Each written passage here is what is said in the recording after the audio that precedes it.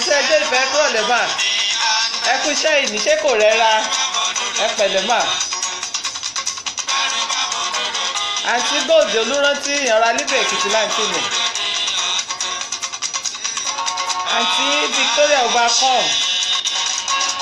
Salama alaikum Alhaji Razak Adébíyì àti Alhaji Taofik ẹ kú ètò olúwa ṣeun mà.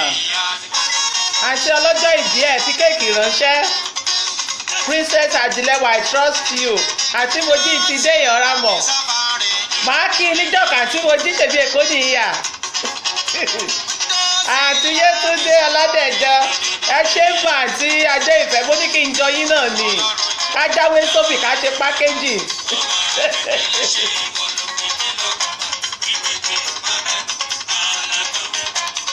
bàbá gbà kó tó.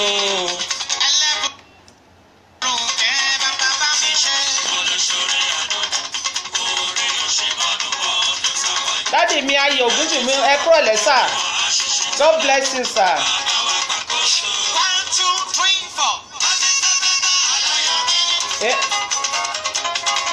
aláyọ̀mí ní àti Yétúndé Ọládẹ̀jọ ẹ kúrò lẹ́mà ẹ kú iṣẹ́ ìní. àbẹ́ ọlọ́run ṣe oúnjẹ ọlọ́run ti bá mú nẹ́tíwọ̀kì dúró o. wù mí mi ò rí kan tó rí kóòdù eléyìí tó ṣe yẹn kò bọ́ sí o mi ò gbọ́ voice ẹ lọ ti ṣe o kó tó sùn kó ṣe dáadáa o.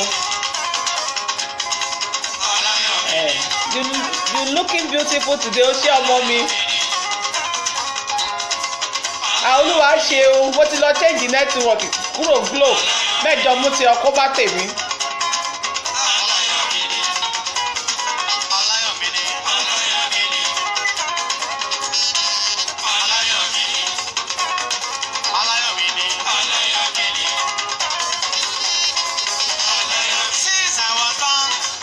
àǹtí Fọláṣadé mo trust yín ẹ káàbọ̀ sórí ètò ẹ gbọ́jà yín wá kábà yín polówó ẹ̀ o. ọmọ ganidi owó o ọmọ mi fẹ́ lọ sí o. Mr. Emmanuel Motosho welcome to the show.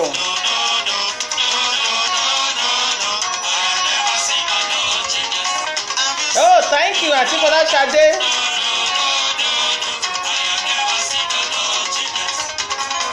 make I shake body.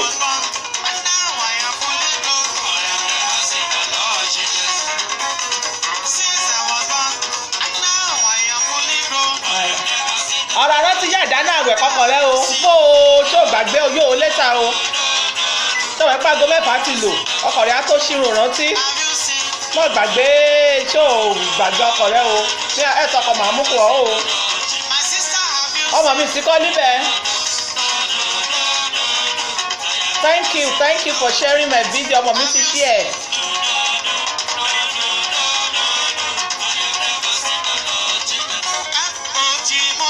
gbàgbé wọn ìbànújẹ́ ìgbà kan. ìbànújẹ́ ìgbà kan àṣewẹ́rẹ́ níṣẹ́ olúwọba ọba tí mo pè tó ń jẹ́ àṣewẹ́rẹ́ níṣẹ́ olúwa ọba tí mo pè tó ń jẹ́. Jésù ti mú mi gbàgbé gbogbo ẹ̀ o. ìbànújẹ́ ìgbà kan. ọmọ kò ti ta lọ́gàá ayéfẹ́lẹ́ ọmọ Èkìtì ni wọ́n nà tó yẹ kí n lè jó sórí wọn.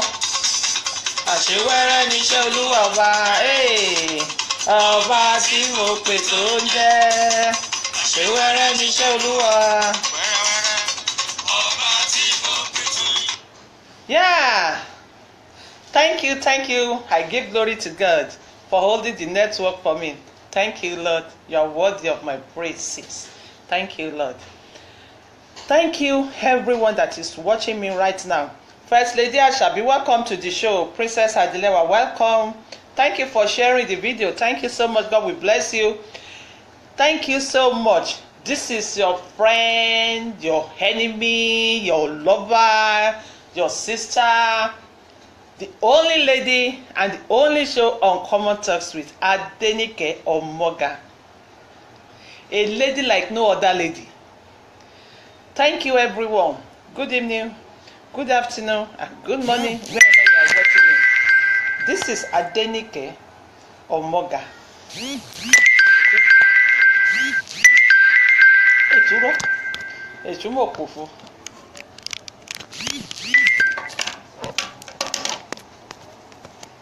Mama Bino. I think you can see me now. So this is Adenike Omoga. Today's topic will be Mr. Faworaja. They call them Mr. Gigolo. But before I will go to the topic, I want to thank you all for watching my show. And I want to thank you for supporting me. You have been so good to me. You are my pillar. After God, you are next. You have been encouraging me in one way or the other. Thank you so much. Ẹ ṣé mo dúpẹ́ o. Iná ò ní tán lọ́wọ́ yín o. Àárín nǹkan rí bára wa ṣe o. Ẹ ṣé fún oríṣiríṣi support. Ìgbà míì tí bá ṣe program, tí bá rá wọn comment, màá kàn máa wò pé Olúwa ó ṣé. Ọlọ́run ní jẹ́ kí n jọra mi lójú lọ́dọ̀ yín. Ọlọ́run dẹ̀ ní jẹ́ kí n tẹ́ lọ́wọ́ yín. Ẹ̀yin náà ẹ̀ ní tẹ́ lọ́wọ́ mi. Ibi tí mo fi ń wù yín, èṣù ò ní babẹ̀ jẹ́, ọ̀tá ò ní babẹ̀ jẹ́. Ibi tẹ́yin náà fi ń wù mí, èṣù ò ní babẹ̀ jẹ́, ọ̀tá ò ní babẹ̀ jẹ́. Àárín nǹkan rí bára wa ṣe. Very soon I'm trying to create a group tó yẹ pé tá ẹ bá wálé a lè jọ meet, tèmi náà bá wá sọ́dọ̀ yín a lè jọ meet. I still want to know some people are so just good without knowing me. Kọ́má yìí sọ pé mo ti bọ́ sí orí show ni wọ́n ti bọ́ síta. I don't want to mention names. Kọ́má yìí pé bóyá mo ṣe pàṣẹ. I love you so much. Thank you so much for being there for me. You are the best. Thank you. tó èmi ọmọ yín rèé o, Adéníkẹ́ Ọmọga. Mo máa sáré lọ sọ́dọ̀ àwọn ẹlẹ́sìn kejì, àwọn mùsùlùmí òdodo. Salamu alaikum warahmatullahi wabarakatuh. Ẹ kú òǹgbẹ o. Ẹ̀mí yín tó bẹ̀rẹ̀ ló máa ṣíkà lágbára Ọlọ́run. Gbogbo ẹ̀yin múmùní àti múmìnà ni mò ń kí o. Mo ní ìmọ̀ràn kékeré láti bá yín sọ kí n tó lọ sí orí ètò tòní. Orí ètò tòní gangan là ń pè ní Mr. Faworaja. But before that, I want to say one or two things to my Muslim family. You people are my family. It's a thing that I have done before. I performed Hajj 4 times. So, especially the women, the Muslim women, I want to encourage you a little bit. Now, this is fasting time. This is Ramadan time.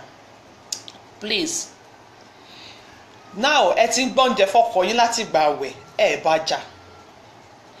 Tó bá lè endure kíní yẹn for 30 or 29 days, there is no how you cannot continue to endure it. Now you are proving to be a good wife, you are proving to be a good mother. Why don't you continue after Ramadan? There is nothing but when you continue after Ramadan. Because àwọn kan wà tó jẹ́ pé ìgbà Ramadan náà máa ń ṣe oli after Ramadan wọ́n á padà sí ibi tán ti ń bọ̀ tẹ́lẹ̀. Ẹ má jẹ́ kó rí bẹ́ẹ̀.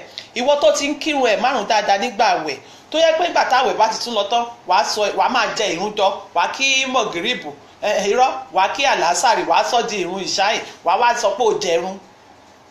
Kò bọ́ sí, má máa jẹrun mọ́, ó máa ń wọ̀yàn lọ́rùn ni. Ó dáa tó bá ti pèrún, tó bá ti wà available, sáré kó kírun ẹ kó lọ jókòó under 5 minutes ó ti parí ìrun tó dẹ̀ ti jí, ó ti sálámà, ó dẹ̀ ti jókòó jẹ́jẹ́ jù pé kéèyàn máa kírun. Àǹtí tẹ́sì fúlọ̀ ẹ kúrọ̀lẹ́, àǹtí Fúnkẹ́ Jímọ̀ ẹ kúrọ̀lẹ́, àǹtí Túnbí ẹ kúrọ̀lẹ́, gbogbo yín ni mò ń wò kọ̀ọ̀kan, àǹtí Akíndélé ẹ kúrọ̀lẹ́ mà. Thank you for coming to the show. Thank you for watching. Kí ni mò ń sọ ní pé gbogbo ẹ̀yin aláwẹ̀, ẹ̀yin àfáà wa, ẹ̀yin múmìnì wa, tó yẹ pé ìgbà tẹ́ ẹ̀ tí bẹ̀rẹ̀ àwẹ̀ ọtí ni ṣá. Bẹ́ẹ̀ ni tó yẹ pé ẹ̀yin àti inú bírì lẹ́ ń gbé, àti kẹ̀dẹ̀ máa lù ìyàwó yín nílùú bàrà, àbí kẹ́ máa kọrin òwe sí wọn. Bẹ́ẹ̀ tìgbà táwẹ̀ ti bẹ̀rẹ̀ ń sìn, wọn ò gbúròó ọjà yín mọ́. Kí ló dé tẹ́ lè continue tó yẹ pé ẹ ní bá wọn jà mọ́, ẹ ní máa mọ ọtí àmupara, ọtí pé kéèyàn jókòó sílẹ̀ lẹ̀, kéèyàn máa ṣe rándan. Ìgbà táwẹ̀ ti wà sí gbogbo àdúgbò sí mi, ẹ ṣe continue tán bá parí àwẹ̀, kẹ́yìn náà kẹ́ má máa lùyàwó yín mọ́, kẹ́yìn náà kẹ́ má máa mu ọtí àmupara mọ́. Nǹkan téèyàn bá lè ṣe fódìdí 30 ọjọ́ àbí 20 ọjọ́ kan ó dín 30 ọjọ́, kò sí nǹkan tí ò jẹ́ kéèyàn continue pẹ̀lú ẹ̀. Ìwà tí ò bá ti dá tẹ́ ti fi sílẹ̀ inú àwẹ̀, ẹ má kúkú padà síbẹ̀ mọ́, kò dáa. Bí ìgbà tó bá sọ pé èèyàn padà síbi ẹbí ẹ̀ ni, bó ṣe rí nìyẹn. Ṣé ẹ tún rí ẹ̀yin alájà tẹ́ máa ń bóra, tó tó yẹ pé tí ò bá ti sáwẹ̀ yóyò ní ijó ìjọjọ lẹ máa pọ́fò ẹ̀yin alájà tẹ máa ń ṣíra yín lẹ̀ tẹ̀dẹ̀ ti lọ Mẹ́kà Mẹ́dínà tẹ̀ ti lọ ṣe sàfádà márúwá tẹ̀ ti ṣe gbogbo ẹ̀ tẹ̀ wá délé tẹ̀ wá bóra tẹ̀ wá mú gbogbo bí yín tẹ̀ wá ya tàtúù sí ṣùgbọ́n nígbà wẹ̀ ń sìn ẹ ti pa kírìmù yín ti ẹ̀ lo kírìmù mọ́ nígbà wẹ̀ ń sìn ẹ̀ ń kọ́fà ara yín dáadáa ṣùgbọ́n ẹ tún sọ pé ẹ ṣèbí 30 days ní kí n ṣàṣe nǹkan tó máa ṣe kán fi mí lọ́rùn lẹ̀ kán má pariwo lé mi lórí ládùúgbò. So tó bá ti tún dìgbà lẹ́yìn àwẹ̀ yẹn please ẹ má bòrò kò sí nǹkan téèyàn ń gbà nú ara bíbó o lè lo cream tara ẹ máa fi dán kò you don't have to expose yourself before you can look good odidi bí alájà Fatima odidi alájà Shifao odidi alájà Kudi tó ń ṣíra lẹ̀ tó fi gbogbo àyà tó fi ṣe tattoo kò bọ́ sí ẹ jẹ́ ká ṣàtúnṣe nǹkan tá a bá ti ń ṣe inú àwẹ̀ ń sìn tá a bá ti parí àwẹ̀ má jẹ́ ká padà síbẹ̀ mọ́ advice kékeré tí mo ní fún yín nìyẹn thank you so much may God accept your Ramadan. So I will go straight to the topic now. Mr. Favoraja. What is Mr. Favoraja? What is Mr. Gigolo? I will just describe them as someone who has nothing to offer a woman. They are sugar-coated mouth. They are lazy. They don't have any good thing to offer woman. They are, let me shop, I shop and go. Ṣẹ́rí àwọn tó ń pè ní Mr. Gigolo yìí ẹni tó bá wọn pàdé èèyàn máa ń fọ́ọ̀sì wọn lọ́wọ́ o because wọ́n máa handsome gan-an wọ́n dẹ̀ ní ẹnu náà fi máa ń rajà òun la ṣe máa ń pè wọ́n ní fàwọ̀rajà obìnrin dẹ̀ ló máa ń bọ́ wọn. They always targeted women's money, especially the rich ladies. Once they know you are rich or beautiful and they need something from you, they will make sure they go for you. Kò sí bí obìnrin àfi tí Ọlọ́run bá kàn yọ obìnrin yẹn wọ́n pọ̀ sí gbòòrò wọ́n pọ̀ dáadáa ilé obìnrin náà máa ń gbé mọ́tò obìnrin náà máa ń wà ọlá obìnrin náà fi máa ń ṣagbára. Ẹ̀rá sà dádì mi Joseph Awóyọmí ẹ̀kúrọ̀lẹ́ sà owó obìnrin owó eégún léégún náà lọ̀rọ̀ wọn owó eégún owó olówó léégún náà lọ̀rọ̀ wọn. They don't have anything good to offer you. Women have to be very careful. I'm not saying you should not fall in love, but when you are going to fall in love, go with your sense. Thank you, Auntie Shade. Go with your sense. Don't allow their handsomeness to win your soul. Don't fall into their hands. Why will you fall into the hands of a man with 4 women and 4 different children? If you have that type of a man, remember that relationship will not go far. It's either you take it or you leave it. They don't, Mr. Gigolo or Mr. Favoraja has nothing good to offer you. What am I saying Yorùbá is that? Ṣé ráwọn tá à ń pè ní Favoraja yìí baba ńlá ọ̀lẹ ayé òun ọ̀run ni wọ́n. They are not ready to marry o. They are not ready to settle down. Obìnrin mẹ́fà ò tó wọn bá lò pọ̀ lọ́sẹ̀. Wọ́n á fẹ́ kàn sí London, ìkan wà ní Dubai, ìkan wà ní Dublin, ìkan wà l'Amẹ́ríkà. Wọ́n ṣe ń ṣe ilé ayé wọn nìyẹn. A máa ní irọ́ dẹ̀ ni wọ́n ẹnu wọ́n máa dùn láyé o. They are not into 419 o, but they are into 419 women. Obìnrin làwọn máa ń dùbù kiri, obìnrin tó bá lówó lọ́wọ́, obìnrin tó bá rí jájẹ, obìnrin tó ní ọrọ̀. Àgàgà tó bá tẹ̀ sí wá rí pé obìnrin yẹn ó wà desperate. Maybe age is no more on her side and she wanted to settle down. Oh my goodness. Tí irú obìnrin yẹn bá fọ̀ sí wọn lọ́wọ́, wọ́n á make sure pé wọ́n jẹ́ kan eegun. Hello Ebenezer Gbénga ẹ̀kúrọ̀lẹ́. Wọ́n á make sure pé wọ́n jẹ́ Aunty Ọlábísí àbí ẹ̀kúrọ̀lẹ́. I can see everybody. Thank you so much. Thank you for watching. Wọ́n á jẹ́ obìnrin yẹn kanlẹ̀ tó jẹ́ pé láyé ẹ̀ a máa gbàdúrà kó má pàdé irú wọn mu ni. Bó la ṣe fẹ́ dá wọn mọ̀, bó la ṣe fẹ́ mọ̀ wọ́n. Mi sọ pé kẹ́ máa ní ọkọ bẹ́ẹ̀ téèyàn bá máa ní ọkọ àbí tó bá máa tí èèyàn bá máa sọ pé òun fẹ́ ní ọ̀rẹ́ ọkùnrin ẹ jẹ́ kó lọ pẹ̀lú ọpọlọ ẹ̀. Ẹlòmíà ní yeah it's true ṣé mo pé women's hearts are very woman's heart is very flexible and women fall in love easily. Àwa obìnrin àti òjé máa ń jẹ wá. I don't know how to call it. We fall in love easily. We fall in love easily. Oh, thank you, rántí ọláìkì tọ̀bá mi. Ṣé kí mi bọ́ ọ̀rà kan sílẹ̀ ní? Jẹ́ mi bọ́ ọ̀rà kan sílẹ̀, n bá ti lọ síbẹ̀ máa bọ́ ọ̀rà. Èmi náà kẹ́kí mú ṣe orílóge náà ni. Èmi olórí mẹ́ẹ̀kókó nírun òkótòróbó. Òkótòróbó bẹ̀ àbí èyí ṣe rúbi. So, ó lè ayé wọn ọ̀run ni wọ́n. Ṣé mi wọ́n obìnrin tètè máa ń fall in love, àná àwọn obìnrin máa ń ṣe mí. Kò sí obìnrin tó láìkì kó dá dúró, bẹ̀tẹ̀ àwọn olórí bobo àwọn ọ̀lẹ afàjọ alápá máa ń ṣiṣẹ́, àwọn yẹn ni Mr. Fawaraja. Okay, fún àpẹẹrẹ, tẹ́ bá rí Mr. Fawaraja, ó lè gbé mọ́tò rẹ̀ jáde kó rí sisi kan kó tágẹ̀tì ẹ̀. Á make sure pé òun mọ ibi tó ń gbé. Tíyẹn bá ti lè fọ́ sí lọ́wọ́. Àròpọ̀ nìkan ṣe ni hello fine girl, hello fine babe, hello fine mama ó wà pásà ó mà pretty o, can I have your number?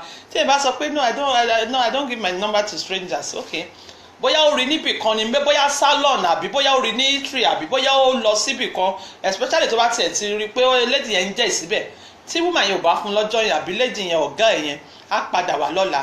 Ó lè lọ bèrè pé excuse me, I saw a lady here yesterday, do you know where she live? No problem, rántí, I will get it for you. Uncle Prince, ẹ ṣé sir, God bless you sir. If we call, ó lè sọ pé please can you give me the lady's number, I want to see her or somehow. If the people refuse, he can tip them. From there we call the lady. At the end of irú wọn náà máa ń send the text lọ. Ṣé text máa ń send ìwọ gan ká wá sọ pé ṣé èèyàn sì tún lè rú ọkùnrin báyìí Ọlọ́run. Wọ́n máa oríṣiríṣi love text náà máa send síyàn. Wọ́n á send láàárọ̀, wọ́n á send lọ́sàn-án, wọ́n á send lálẹ́. Ojoojúmọ́ náà máa send text tó jẹ́ pé títí tó bá ti fi fall in love wọ́n náà ní pé kò sí èèyàn bíi tiẹ̀ ó dẹ̀ ní ká mọ́ obìnrin because ó ti program rẹ̀ ó ti mọ̀ pé òun bọ̀ wá jẹ́ ẹ́ ni Mr. Fawaraja ó ń bọ̀ wá jẹ́ ẹ́ ni tó bá sọ fún pé iṣẹ́ wo ló ń ṣe á ní exporter and importer mà ní mí àwọn mọ́tò tí mo ṣe clear lẹ́hún lélẹ̀ ìyá ní àṣọmọ tó bá ti ṣá ìyá ní okay exporter ní olówó ní ní kò sí problem ọgẹjẹ ń gbé ẹ jáde ó máa gbé ẹ jáde á lọ ṣe shopping torí shopping tó ṣe fún ẹ yẹn ó sì máa jìyà ìwọ lóye máa sanwó ẹgbẹ̀yìn ó lè dé ọjọ́ yẹn ó lè sanwó shopping ìgbà míì ó lè sọ pé ó dà jẹ́ ká jáde ó lè sọ pé nígbà tá a bá débẹ̀ tó bá ṣe shopping tá a sọ pé akọ̀mọ́ pọ̀ sí oh my God my dear I'm sorry I left my ATM card at home yẹn náà sanwó ẹ̀ ṣọmọ ó ti ń yóòfẹ́ tó bá kúrò lọ́dọ̀ ẹ he won't sleep in your house once he leave that place he is going to another place ó lè ní obìnrin 6 sẹ́kọ̀ọ́ yìí ó lè ní 4 síbàdàn bó ṣe máa lọ sílé wọn ní kọ̀ọ̀kan ní á dẹ̀ máa drop ṣé àwọn ọkùnrin tó ti ń drop aṣọ sọ́dọ̀ ẹ wàá rò pé bóyá it's into something maybe it's a serious guy irọ́ ni èmi náà tẹ̀ lè sọ pé kó wá sílé òun tó bá délé ẹ̀ á ti fún àwọn tó kù ní appointment pé no I'm not at home I'm travelling for business trip o kìnìkan irọ́ ni wèrè ń pa kò lọ sí business trip kankan obìnrin ó lè jẹ́ kóbìnrin yẹn lo ọ̀sẹ̀ kan tí yẹn bá lọ tó tún lo ọ̀sẹ̀ kan ẹlòmíì ló tún máa wá ẹ̀yin Mr. Fawaraja ọmọ 5 ìyá 5 ńgbà tá a bá béèrè lọ́wọ́ yín ẹ ní àwọn obìnrin ò dáa sọ nínú gbogbo obìnrin 5 yẹn kò sí eléyìí tẹ́lẹ̀ dá yín rọ̀ mọ́ àfi kẹ́ ṣàṣàǹpù wọn ẹ wá kó àwọn obìnrin ọmọ ẹ wá kó wọn sínú wàhálà ayé wọn á máa dá nìkan struggle wọn á máa dá nìkan tọ́mọ àwọn náà máa sanwó school àwọn náà máa sanwó ilé obìnrin míì wà tó ti bá ò pé òun ò ní bí ọmọ fún ọkùnrin 2 láyé òun.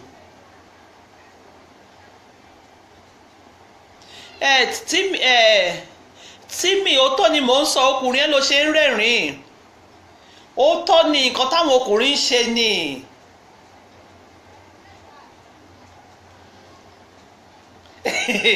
ọ̀gá Fẹ́mi Ajétọ́mọ bí mo rí níbẹ̀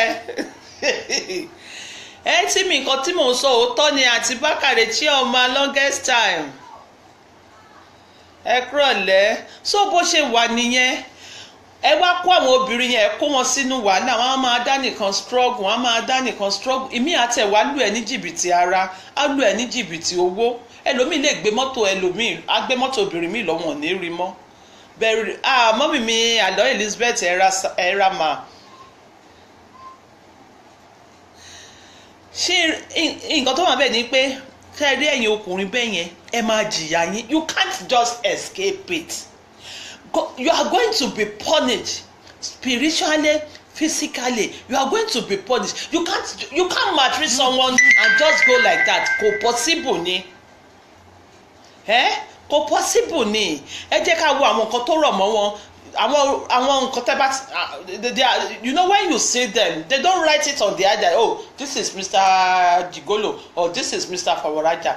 Let me tell you, if you want to know them, when a man lies too much, pé tó bá rí lẹ́ni bóyá Mr. Stone lórúkọ ẹ̀ Stone hello ń bolo wà ó lè ní mo wà lápapá máa kọ́ ọ̀lẹ́ mo wà lápapá máa kọ́ ọ̀lẹ́ ẹni tó ló máa kọ́ ẹ̀ bóyá maybe 4 hours ago ló ti pè o maybe about 4 hours ago ló ti pè ó tún pè padà Stone ò tí ì dé ni àṣebó sọ pé ó máa pè mí má bínú mo ti gbàgbé iṣẹ́ ni irọ́ ló lórí burúkú ẹ̀ ń pa ọ̀dọ̀ obìnrin kan ló wà tó kátì àbí kí wèrè tiẹ̀ tún lọ switch off fóònù ẹ̀ kó wá máa ṣe tòróró kò wọlé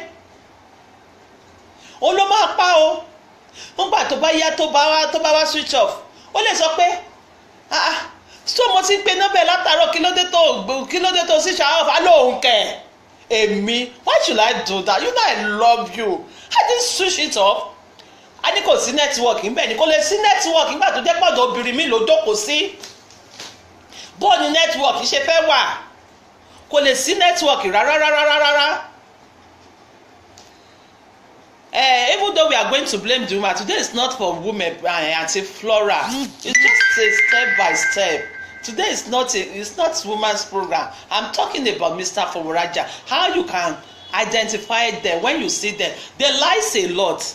Ṣé ń gbọ́ ọkùnrin tó bá ti ń parọ́ fún yín tó jẹ́ pé ẹ̀ mọ yẹ́ẹ̀sì ẹ̀ mọ́nú ẹ̀ tó jẹ́ pé tó bá dọ́dọ̀ yín lẹ́ni tó bá ní ráìsì ló ń jẹ tó tún bèrè láàrin ìṣẹ́jú bíi tó bèrè bóyá bíi 30 minutes after tó tún sọ pé ẹ̀wà mo jẹ wá ẹ wo ẹ ṣọ́ra fún àwa obìnrin ẹ má máa jẹ́ ká mú ọpọlọ wa lọ tá a bá ti fẹ́ nífẹ̀ẹ́ èèyàn.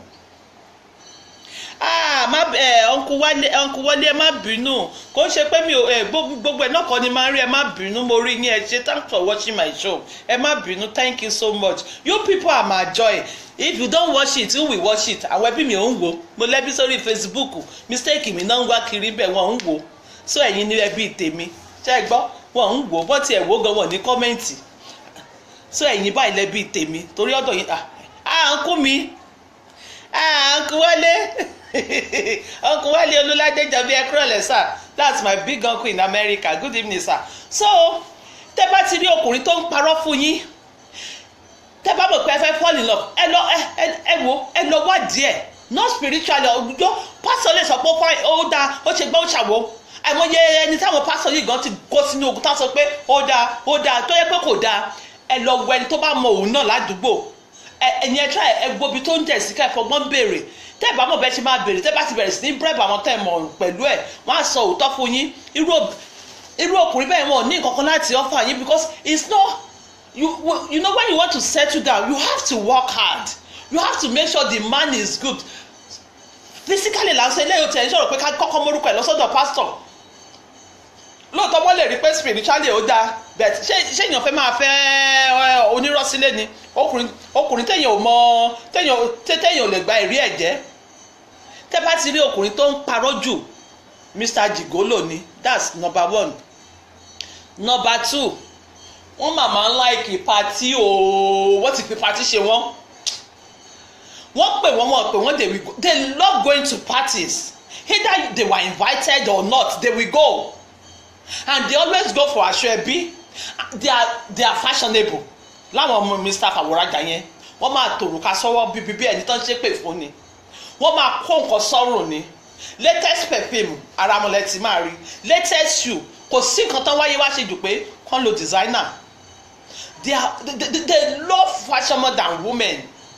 They are into they love fashion. Kò sí latest olórin Wàsíù tó ní mọ̀, àwọn lè máa rí lágbo Wàsíù, àwọn lè máa rí lágbo àwọn eléré yẹn. Owó tó ti wèrè tún máa ná tó àníjọ sweetheart sáré fún mi lówó kan bẹ́ẹ̀ sórí bẹ́ẹ̀dẹ̀ tá à ń lọ yẹn tí bá ti clear ọjà yẹn màá fún ẹ padà wọ̀ pé kò sówó mọ̀nà o ṣáàní fẹ́ kí bọ̀bọ̀ ẹ̀ tẹ́ ìwọ náà ìyàwó gbajúmọ̀ tó rò pé orí gbajúmọ̀ tó mọ̀ pé ó lè ayé òun ọ̀run ní baba ńlá 419 ni tó ń 419 obìnrin kiri wàá tún kówó sí wèrè lápò ìgbà míì gan lè má tẹ̀lé pé ó lè sọ pé tó bá àgàgà kó wá jẹ́ irú èmi yìí tí ò tẹ̀ mọ́ tí ò láìkì pàṣẹ ni a ní a ní máa lọ a ní okay díẹ̀ má wọ̀rí mi ní pẹ́ ọ̀tọ̀ wèrè á ti tún plan pẹ̀lú obìnrin mi bí ó bá plan pẹ̀lú obìnrin mi èmi là gbé lọ lámúkúrò ń bẹ̀ tá gbé lọ sóòtẹ́ ní owó tó kó fún tó bá ti rí ọkùnrin tí ò níṣẹ́ méjì tó yẹ pé pàtí bí ẹni tán ṣépè fún ni please that's not the type of a man you need. I'm not saying you should not party, please don't twist my words. I'm not saying you should not party, but too much of everything is bad. Please, let me stop there. I want to do my advertisement. Cecilia Ebu Charity Foundation. Cecilia Ebu Charity Foundation. What are they into? They are into helping people. They are into building people's life. You can partner with them. It's either you can give them anything. You can sponsor a child, maybe from primary 1 to primary 2. Call this number if you want to help a child or if you want to donate any items for them. But please, whatever item you are going to donate for them, make sure the items are in good condition. Please, this is the number to call if you want to call Cecilia Ebu Charity Foundation. 082 56 74 37 36. 082 56 74 37 36. That's Cecilia Ebu Charity Foundation. Christ Reign Deliverance and Bible Ministry. What are they into? This church is pastored by Reverend Badmus Taiwo. If you want counseling, if you want prayer, you can call Reverend Badmus Taiwo. When you call him, he will tell you where the church is. This is their number: 080 33 89 3325, 080 33 89 3325, or 070 85 58 9948, 070 85 58 9948. You have been seeing some posts on my wall about uncommon noodles. What is uncommon noodles? You know, people love Indomie. If you know you love Indomie, why don't you call me and it's just 1,000 naira per plate. This, I call it Indomie ẹlẹ́mi méje. Ibẹ̀ ló ti máa rí ẹyin méjì and a meat, a piece of meat, big meat. Oh, you can see the one I posted this morning. Then only green peas, only spring onion, only green pepper, only carrots. What else do you want? You cannot get that one for 1,000 naira in your in any eatery with a bottle of Coke. Just call me and order it and pick it up. I don't deliver. You come and pick it yourself because I'm not mobile. That's why. But when the time comes, tabatila or Moshe Mama deliver. Why don't you try uncommon noodles with uncommon presenter Adenike Omoga? You will love it. You will love it. Ṣé by the time tẹ́ bá ṣírò gbogbo ẹ̀ mọ̀ pé 1,000 mo kàn fi fàyín mọ́ra because as time goes on 1,500 gan mo fẹ́ gbé sí mo kàn ní pé kí n kọ́kọ́ fi draw customer ní uncommon noodles full of ingredients and they are all fresh things. Kò sí pé wọ́n fry ẹ̀ àṣẹ gbogbo ẹ̀ ni kò sí pé bóyá wọ́n fry ẹran wọ́n fry irọ́ o because you know too much fry it will add more cholesterol to your body. That is why I made it fresh. That is why I boil everything. There is nothing like frying there. Try uncommon noodles just for 1,000 naira. Nígbà tó bá jẹ tán tó tún mu kóòkì lé tó bá jẹ́ omi náà ló fẹ́ a máa fún ẹ lómi pẹ̀lú ẹ̀. Just give me a call on 090 98 56 40 60, 090 tí mi ò níyì dé 09098564060. a ní àǹtí tó ń sọ̀rọ̀ tó tún ta indomie, ṣé olómàdé fáfún sọ̀rọ̀sọ̀rọ̀ tó ń ta indomie báyìí? ẹkọ́nọ́mì yìí náà mà ní Olúwatìmílẹ́yìn, ẹkọ́nọ́mì Nàìjíríà yìí mà ní ó tí ì tẹ́lọ̀ tó ń tẹ̀ adífáfún tẹ́lọ̀ tó ń tẹ̀ kọ́ bó ṣe wà nìyẹn. Ẹkọ́nọ́mì Nàìjíríà yìí ni kéèyàn ṣáà máa ṣe gbogbo ẹ̀ ìkànnì ṣáà gbà. Don't forget to order for your uncommon noodles. You can go to my one and see the picture. Oh, delicious, oh, tantalizing ni uncommon noodles from an uncommon presenter. So TDD Cleaning Limited, TDD, what are they to? They into cleaning. Bóyá o fẹ́ clean ilé ẹ ni o, bóyá ọ́fíìsì ẹ ni o, bóyá church lẹ fẹ́ clean o, bóyá báǹkì ni o. Why don't you call TDD? They will make it spotless. Ẹ má máa jẹ́ kí ilé yín rùn. Àwọn kan wà àwọn career women, àwọn career men. Tẹ́ bá lè clean ilé yín ẹ pè wọ́n, wọ́n clean ilé yín. Under 2 hours your house is clean. Under 3 hours ọ́fíìsì yín ti clean. Under 3 hours ibi tẹ́ ti ń tajà yẹn ó ti clean. Wọ́n ti bá yín lé eṣinṣin lọ, wọ́n ti bá yín ṣe gbogbo ẹ̀ tóótóótó. Owó díẹ̀ ni lẹ máa ná, ẹ fowó yín kẹ́ fi gbé àwọn ọjà yín lárugẹ. Ìpolówó làgúnmọ̀ òwò. Please call TDD for cleaning 090, the same number with 09098564060. That's the number to call TDD. If you want to advertise your product, why don't you bring it to Omoga House of Communication? Whatever you want to advertise, maybe you want to do your advertisement, you can call me or inbox me so that we can talk. I won't collect too much from you because you are my fans on Facebook. I will just collect small money. You know, me ò like owó ṣá, mi mọ reason. Mi ò like owó. Mi ò like owó kí n kàn rówó jẹun, kí n dẹ̀ ra jíìpù, kí n dẹ̀ parí nǹkan tí mò ń ṣe ó parí. Mi ò like owó. Mi tiẹ̀ like owó rárá. Ẹ rí, I'm a simple woman. So don't forget to partner with Adenike Omoga. Bring your advert. Àwọn tí mo ń bá ṣe advert, àwọn náà ti mọ nǹkan tán, àwọn èèyàn ti ń wúrú kàn sí wọn. Kí ló ń tà? Ṣé jewelries ni? What are you selling?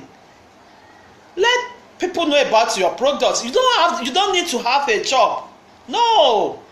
Ojú ti là, online business láyé ń ṣe ń sìn. Mo ṣe ni pé, you know, if you are too tired to go to kitchen, call for your uncommon noodles. It's just 1,000 naira. Aunty Yetunde Abe, welcome ma.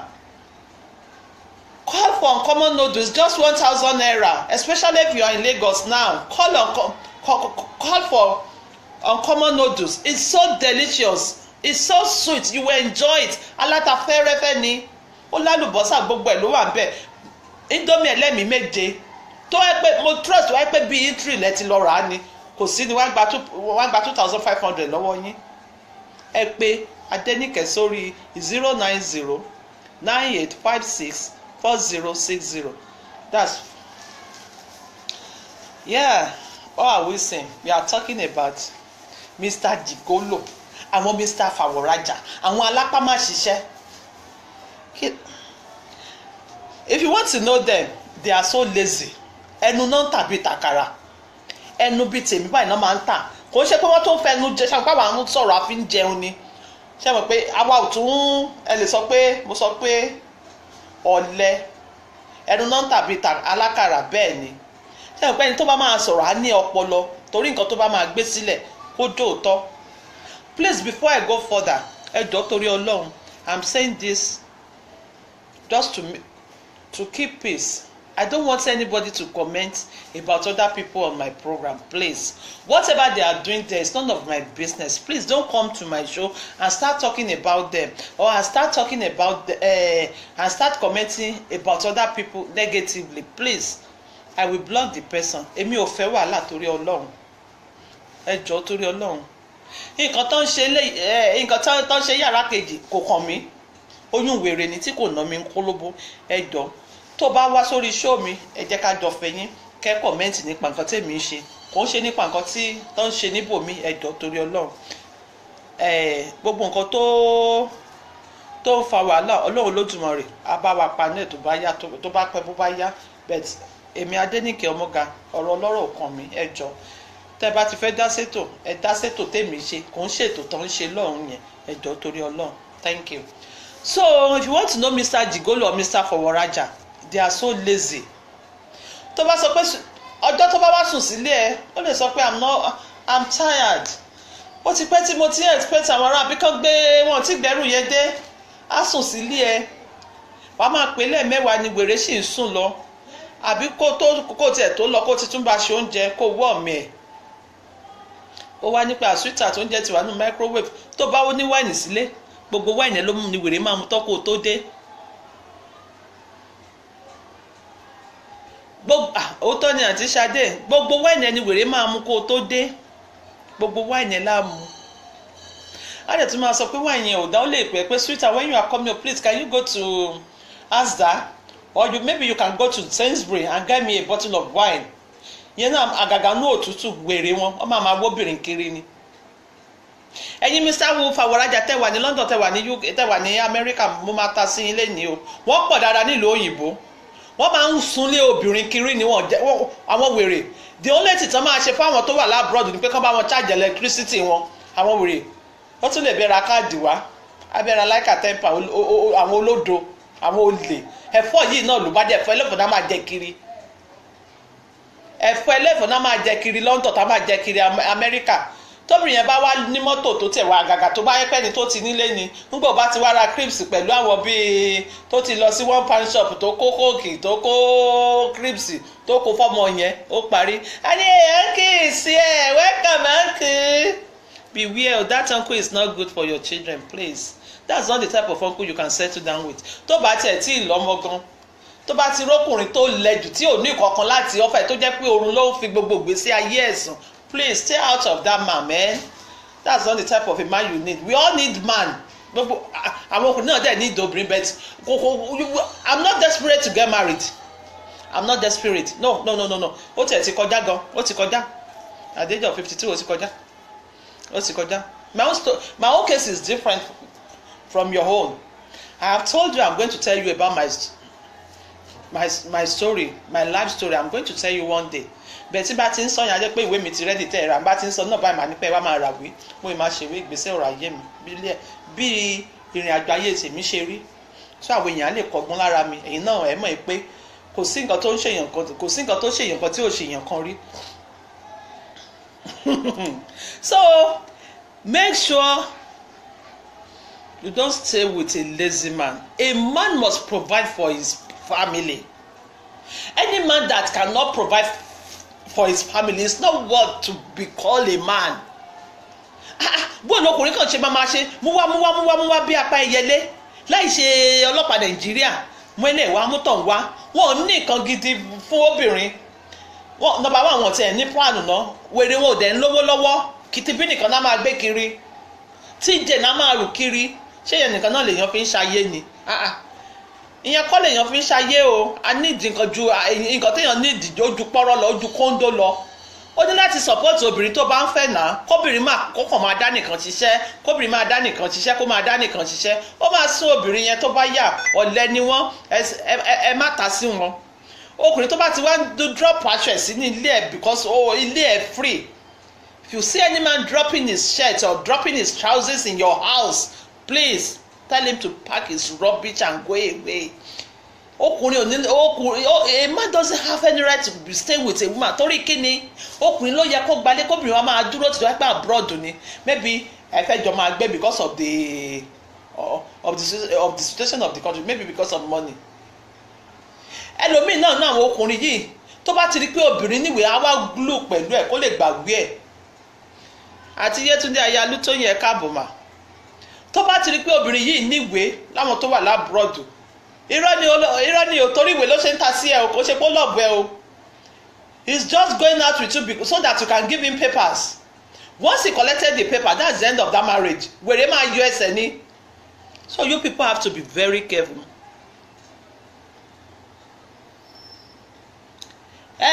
tí ọkùnrin bá ń pe obìnrin lórí fóònù tí ọkùnrin bá ń pe obìnrin lórí fóònù, there is nothing bad in it, but you must know that the man is responsible. A man should call you in a day. Someone you wanted to settle down must call you once or twice in a day. Hello dear, where are you? How is everything? Fine. Nígbà tẹ́ ẹ̀ ti jọ ń gbé pọ̀, bẹ́ẹ̀ kó wá jẹ́ pé ó lè kọ́ ọ̀lẹ́ lẹ́ẹ̀mẹ́wàá. There is nothing bad in it, but wàá mọ̀ wẹ̀. O gbọ́dọ̀ mọ̀ wẹ̀. Ara àwọn wà Mr. Jigolo ni mò ń sọ, ọ̀lẹ ni wọ́n, ẹnu wọn dùn. Pátí ni ṣá, ẹ̀rí mi ni ó máa bóra, ọkùnrin tó ń bóra. Ẹ dúró náà, ẹ jẹ́ ká sọ tòótọ́, bó lọkùnrin ṣe lè máa bóra. A ti gbọ́ pé obìnrin ń bóra, èwo ni tọkùnrin tó ń bóra. Ṣé mi mọ̀ bí mo ṣe fẹ́ sọ, ṣé orí wọn pé ṣá? Ọkùnrin tó ń bóra, ṣé afẹ́ ayé náà ti kó sí wọn lọ́pọlọ ni? Wo tó bá ń fẹ́ ọkùnrin tó ń bóra, kó tó rówó fún ẹ, á ti kọ́kọ́ ra kírìmù ẹ o. Ibi nǹkan tẹ́ ẹ̀ mọ̀ nìyẹn. Owó kírìmù ló máa kọ́kọ́ máa lé, bó bá ṣọ́ra ìwọ ló máa rà á. Tó bá ń fẹ́ Mr. Jigolo tó ń bóra, ìwọ ló máa ra kírìmù fún wèrè. Èmi máa ń pè wọ́n ní wèrè ni, torí èmi ò mọ̀ bókùnrin ṣe lè máa bóra. Mi ò bá tóbìnrin tó bá bóra gan, kán má ì tí wàá sọ tókùnrin. Ṣé kí n máa bóra ń sìn? Kí n tún léèyàn kan kókó ọkùnrin kan kó náà tún máa bóra, káwọn méjèèjì jọ máa rùn para wa ní ilé. Ọlọ́run mọ̀ jẹ́ ìdùnnú ẹ̀yà jẹ́ mi ṣìṣe.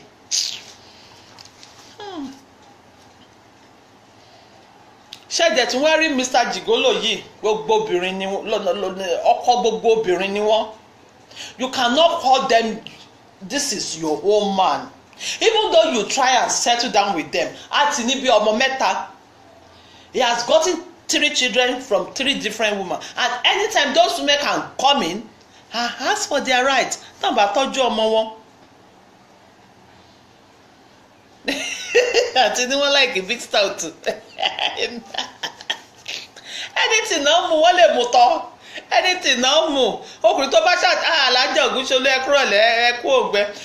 Ọkùnrin tó bá ti délé tó bá sọ pé ẹ fún mi ń bí àkẹ́mọ̀ pé kò ń ṣokùnrin. Ọkùnrin tó bá ti ń wá sílẹ̀ pé kí ló máa mú, tó náà lanu tó ní nǹkan báyìí ní kò fóun, tó tún wá ní next time tó ní nǹkan báyìí ní tó fóun, tí wèrè ò dẹ̀ lè di pólíbàgì wálé ẹ̀ pé kò tiẹ̀ gba kinní yìí, àbí kó gbé jáde pé já lọ sí Just Right àbí Shoprite ká lọ ṣe shopping, sọ fún pé ò kì í ta bíà, ó lè ní wọ́n. Àwọn àtẹnu, àwọn Mr. Ibina lórúkọ Mr. Ibina ni wọ́n lè jẹun kú. Àwọn náà máa tún dictate fẹ́ pé ìjọba mi ṣe ẹ̀fọ́ yẹn, má jẹ́ kó látàjù, ọwọ́ ni kò fi kó fi ṣe rodo yẹn o, kó wá. Àwọn náà máa sọ pé bó ṣe máa ṣe ẹ̀fọ́ yẹn. Tó ẹ pé ráìsì wá sọ pé ìjọ ọlọ́fadà sílé ọ̀fadà dẹ̀ ló ń wù mí jẹ, ìwọ náà tó jẹ́ pé ìyà ẹ̀fẹ̀ ń jẹ, ìwọ tó jẹ́ pé ìyà ọkọ náà ń jẹ, wàá máa sákùrù kẹrẹ, wàá ti bá wọn ṣe rodoro, wàá ti ṣe ata ráìsì yẹn, wàá ti bá wọn dín. Wèrè ló máa dictate pé tó bá pè bó ṣe ń dictate fún ẹ yẹn, ó ń fún ẹ lówó ní ìbádá kó máa fi ṣe é. Kọkùnrin kan á dictate kò mí kẹ́ ń bá nù àjẹ́, ń bá máa ṣáàgì sẹ́nu rẹ̀ máa ra yìí, yóò kì máa mú wá jíjẹ kọkùnrin òun gan àsán rẹ̀ kẹ́sì ìlú èṣù lè mí ra yìí, èmi jẹ́ mi irúbi. Àwọn náà máa ń dictate fóbìnrin pé irú oúnjẹ báyìí ni kò jẹ, irú oúnjẹ báyìí làwọn fẹ́ jẹ. And when they are coming to you, especially people in London or in America, they have nothing to come and give you. Eléyìí tó bá ṣe paríparí á wá gbé ìgò wáìnì £4.99 kan dání pẹ̀lú láìka £10 ní wèrè àgbéwálé ẹ̀. Wọn náà máa sọ pé ó lè sọ pé wọ́n ti ìgbowó ni ọ̀lẹ ni wèrè oníṣẹ́, torí ìwé tó fẹ́ gbà lọ́wọ́ ẹ̀ ló ṣe ń ṣe gbogbo yẹn. Èmi tí ẹ̀ tún wá lè náìsì sí ẹ láwọn Mr. Jigolo yẹn, because ó mọ nǹkan tó ń ta sí, ó ti lè sáré bẹ́ẹ̀ lọ́ṣọ́, ó lè wá kó bẹ́ẹ̀ gan, á kó wá bẹ́ẹ̀ nulẹ̀ á máa gbé lọ́dọ̀ ẹ̀, because he wanted to get your papers. Once tó bá ti ní paper ó ń lọ nìyẹn. And if you settle down with that type of a man with 3 children from 3 different women, remember he's going out again, he will go and marry another person. After he has collected the paper from you, he will go and settle down with another woman. They don't even like to settle down because wọ́n fẹ́ kóbìnrin tie wọn down, because wọ́n fẹ́ ná gbòòrò dọjọ́ alẹ́ wọn ni wọ́n already àti wọlé mọ́. Ìgboro ti dùn mọ́ wọn lára, because kán lọ sọ́dọ̀ Níkẹ̀ kán jẹ ráìsì ọ̀fadà, kán kúrò lọ́dọ̀ Níkẹ̀ kán lọ sọ́dọ̀ Kẹ́mi kán lọ jẹ mẹ́mẹ́yẹ eléwé, kán kúrò bẹ́ẹ̀ kán lọ sí Pẹ́kàmù kán lọ jẹyán olódó. Wọ́n ṣe máa jẹ oúnjẹ kiri níbẹ̀ ni pé ibi ló lé wọn wá sílé ayé. So àwa obìnrin àwa obìnrin ẹ jẹ́ kọ́pọ̀lọ́ wa pé àwọn pẹ̀fíìmù ńláńlá náà máa rà àwọn náà sábà máa ń dédé àwọn náà sábà máa ń credit card náà máa ń lò ṣé ìwọ̀nba tó bá rí ọjọ́ tó bá rí bóyá bàtà méjì náà rí wọ́n á fún ẹ lẹ́yọkọ̀ ìwọ̀n náà máa sọ pé the guy is nice o òun náà dẹ̀tún ní sọ fún ẹ pé òun jí pẹ̀lú credit card ní aníṣẹ́ rí bàtà yìí òun ló rà á fún mi á ní àwọn ọ̀rẹ́ náà tó jẹ́ pé ayé owú jíjẹ náà á ní that guy is trying o if na me get am me I go dey just dey pamper am àánú ẹ̀ ń ṣe mí kí ló ń pápá ní olè.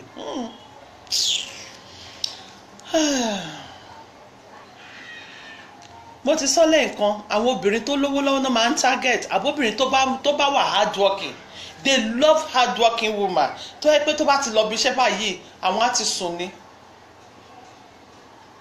wọ́n á sùn sílé ni èmi pẹ̀lú ọmọ Ọ̀yọ́ state kan Ọ̀ṣun state àjọgbélé ọmọ Ìgbò ló fẹ́ bọ̀dá yẹn ayé ẹ̀ má bàjẹ́ o òun ló máa ń gbọ́mọ kò ṣiṣẹ́ wọ́n ní kò ṣiṣẹ́ látọjọ́ tó ti dé London gbà yẹn òun ló máa ń gbọ́mọ obìnrin tó fẹnu ló fi fẹ́ torí ó máa ń ṣe exchange rate díẹ̀díẹ̀ ó máa ń ṣe ìyẹn dẹ̀ wà ní báǹkì èwo báǹkà ló fọ́ ọ̀sánwó ẹ̀ ìgbà tí ìyẹn ṣẹ̀ wá dé sí UK ìyẹn ṣẹ̀ mọ̀ pé òun bọ́rẹ́lẹ̀ ó ṣe wedding yẹn gan ò lè lọ bọ̀bọ́ yẹn ò lè lọ torí kò mọ̀ pé kò ní ìwé ó sọ pé iṣẹ́ ni pé wọ́n fóun níbi iṣẹ́ wọ́n fóun láyè níbi iṣẹ́ ni ìgbà tí lẹ́tì yẹn ṣẹ̀ wá sí London tó ṣẹ̀ rí gbogbo ẹ̀ kò lè padà wá sí Nàìjíríà ń ṣe ló ń ké mo yá akọjú mi sí gbọ́ pé bóun wọ́kọ ni èèyàn máa ṣe marriage ọkọ òní yọjú rí sórí burúkú wo ni tẹ́ bá ti wà ní Nàìjíríà tọkọ yìí wà lóyìnbó tẹ́ fẹ́ ṣe marriage tó lóun ò lè wálé pé iṣẹ́ ni iṣẹ́ kọ́ kò níwèé ni ìwé ló bá dé kò níwèé àti wálé tó bá ti wálé wà stranded nìyẹn nǹkan tó wà ń bẹ̀ nìyẹn so àwọn Mr. Sherry if you want I'm not saying you should not settle down but when you see all these things in a man please don't settle with them they are not the type you can settle down with they are not the type yes you need to settle down but you have to take your time you don't have to rush téèyàn bá ti pẹ́ ó ti pẹ́ marry kò sí nǹkan tó tún fẹ́ sọ lẹ́yìn pé ó pẹ́ kó tó marry kò sí nǹkan tó tún fẹ́ sọ lẹ́yìn yẹn jù pé lágbájá yìí pẹ́ kó tó marry ọjọ́ tó bá báyìí wàá kàn sọ pé Olúwa ṣeun at last the only thing they can tell you is at last we give glory to God ó ti marry kò sí nǹkan tó fẹ́ sọ lẹ́yìn pé ó at last that's all they will tell you pé at last ó ti ẹ̀ marry àti ẹ̀dúpẹ́ má jẹ́ kán tiẹ̀ gbọ̀ngbọ̀n má jẹ́ kí frustration àbí gbogbo àwọn àbọ̀ ọ̀rẹ́ mi ti marry tán wọ́n ti ní ọmọ ọmọ kí ló kọ́ ẹ pẹ̀lú tó bá ní ọmọ ọmọ wà ní tiẹ̀ náà àsìkò ní kálukú ò lè ta sí ẹ̀ àǹtí ọmọ Bọ́lá Mustapha ìyá ẹ má bínú 6 ìdẹ̀lá wa bẹ̀rẹ̀ o so ṣé rí èmi ò kì í wo ẹṣin ẹlẹ́ṣin sáré ọlọ́dẹ ní ètò kò ní kálukú mi ò fẹ́ ni tó máa ṣe ikú pa mí tóbi ẹ̀ bá ti márì tó bá ti kú ńkọ́ alàgbà Ọmọ́tọ́lá ní àṣà ọ̀rá níbẹ̀ o ṣé ń gbọ́ mi ìfẹ́ ni tó máa ṣe ikú pa mí bẹ́ẹ̀ ni ẹ̀yin náà ò fẹ́ tẹ́ ẹ bá ti pẹ́ ẹ ti pẹ́ kò sí nǹkan tẹ́ ẹ fẹ́ ṣe jù pé kọ́lọ̀ ń fún yín ní ọkọ gidi wọ́n ti ẹ̀ ti pọ̀ jù láàbúrò tó yẹ pé ìwé náà ń ta sí they don't like you they don't love you they only need your papers and once they collected the papers that's the end of the marriage ìgbà náà máa sọ pé ó ń ṣe wọ́n báṣabàṣá ó ń ṣe gbá ó ti ní gbéraga jù ṣé òun nìkan ló máa kọ́kọ́ ní pépà tí ìwọ mọ nǹkan tó ju tiẹ̀ rí kó tó rí pépà gbà ní. ṣé wọ́n mọ̀ bẹ́ẹ̀ ni kò ń ṣe competition lọ́rọ̀ ọkùnrin ọ̀rọ̀ ọkọ ò ṣe competition nǹkan ṣé téèyàn bá dọ̀rọ̀ yà Ọlọ́run á sọ pé ó dá ìgbà tó wà láyé o bọ́ọ̀lù níwà àtọkọ ẹ ṣe gbé no nǹkan tó wálé ayé wá ṣe lèèyàn béèrè ẹlòmíì gan ọkọ ẹ máa dìbà progress ẹ kò ní jẹ́ kó níláárí tó bá ti mọ̀ pé ó fẹ́ níláárí ó máa bẹ́ẹ̀gì dínà ẹni Ọlọ́run ló dùn ní jẹ́ kárí irú wọn pọ̀ ń gbòòrò dáadáa àìmọye ọkùnrin tó ti fìyàwó ẹ̀ ṣòwò àìmọye ọkùnrin tó ti pa ọkọ àìmọye ọkùnrin tó ti pàyàwó ẹ ṣáàrí domestic violence so rampant these days ó ti pọ̀ jù domestic violence yìí náà ni ó ti pọ̀ jù kóbìnrin máì tí ì sọ kankan ìgbòsà kóbìnrin máì tí ì sọ kankan ìgbòsà wọn á lu ẹlòmíì títí nínú oyún yẹn nígbà wo bá fẹ́ bímọ á di gòbí ó lọ nìyẹn ìyẹn ò dẹ̀ ní pé kọ́kọ́ má fẹ́ mi ó lè dára àwọn ọ̀rẹ́ ẹ̀ ni èmi ò tiẹ̀ lè encourage èèyàn rárá pé kókùnrin máa lù pé kó wá dúró síbẹ̀ torí ọmọ ò ní survive ni ọmọ á survive bó o kú dànù ọmọ ẹ̀ á survive èèyàn káwọn máa tì mí bí mo ṣe wà yìí a máa lù mí ó bá tá ó sábẹ́rẹ̀ láyé rẹ̀ ní gbàgbé a ò ṣe ọmọ lù ayé rẹ̀ àlùrú rẹ̀ mọ́. Ẹ jẹ́ ká tún lọ síbi ìpolówó ọjà wa jàre torí ibẹ̀ làwa ti ń jẹun. Don't forget Uncommon noodles. Uncommon noodles. Uncommon noodles is just 1,000 naira. It is full of ingredients. Green onions is spring onion is there. Carrot, green peas, green pepper, they are all there with egg and meat. And a bottle of Pepsi or Coke or Fanta, whatever, is also there, or water with 1,000 naira. Why don't you call Adenike Omoga and order for your own? When you order it, make sure you come and pick it. I don't deliver to people's house. When the time comes, we start the delivery. But now, no, I don't do delivery. You order it and you come and pick it. Only between my àti nìkan lọ gbé fún ẹ. O lè wá lé mi ìtajà nù lé. Online business ni. Online ni. O bá ti fẹ́ jẹ Indomie pè mí. Àǹtí o, Níkẹ́ Ọmọga o, is that you? I need Indomie o. Plate mélòó lẹ need o? Mélòó ni o? Mélòó lẹ fẹ́? Mẹ́rin ni o, márùn-ún ni o. Ó dá o. Ń bo ni kí n dúró sí kí n ti wá gbé fún yín. Tó bá ti fẹ́ order 7 àárọ̀ da 6 alẹ́ ni. Bó order lẹ́yìn aago 7 alẹ́, ẹ̀dá lẹ́yìn aago 6 alẹ́ tí ẹ bẹ́ẹ̀ mi ní gbé. Èmi kọ́ lẹ máa fi ṣòwò. Àtijọ́ gbọ́n Nàìjíríà lájọ wà. Àjọ mọ̀ bá ṣe ń ta káàdì ara wa ni.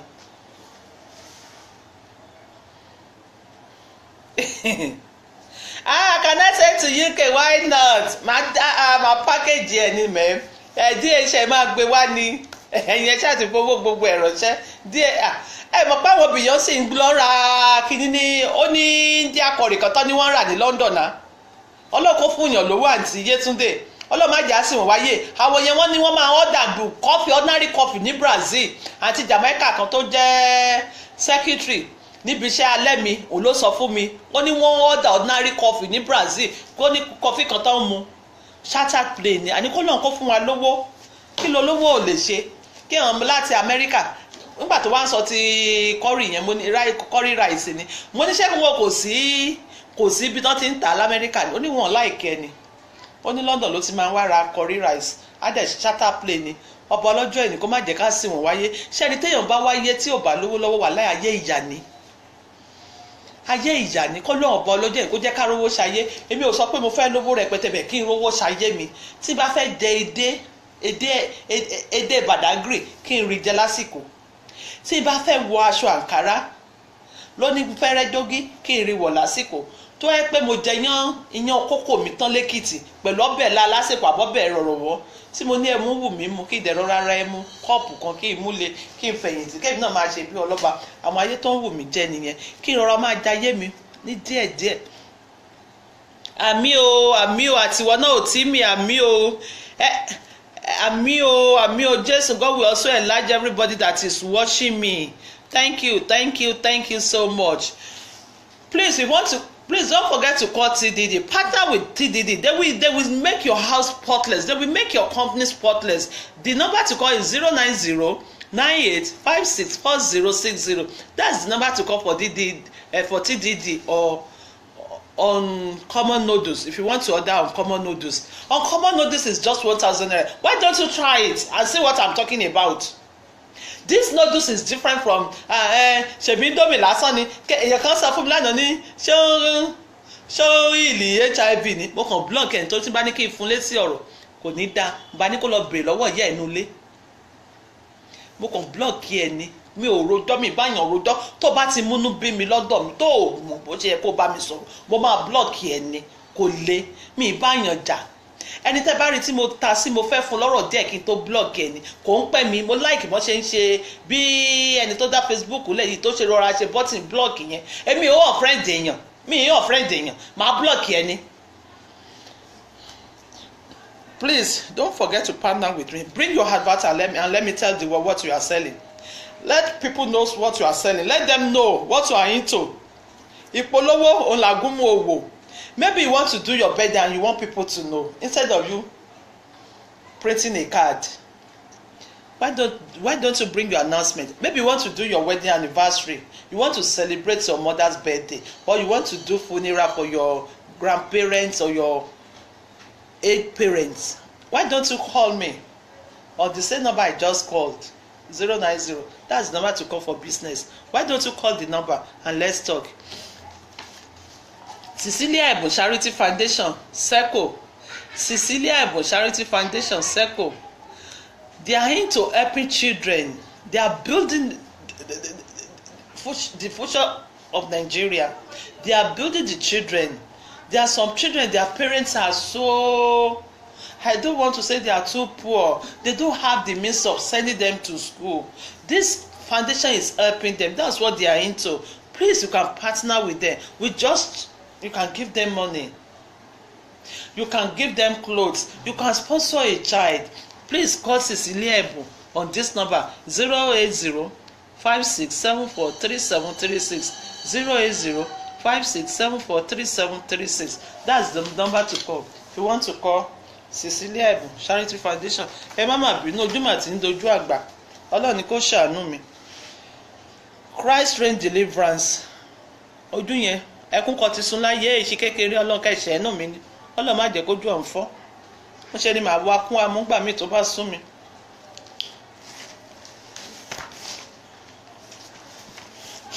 Christ Reign Deliverance and Bible Ministry. That's for Reverend Badmus Taiwo.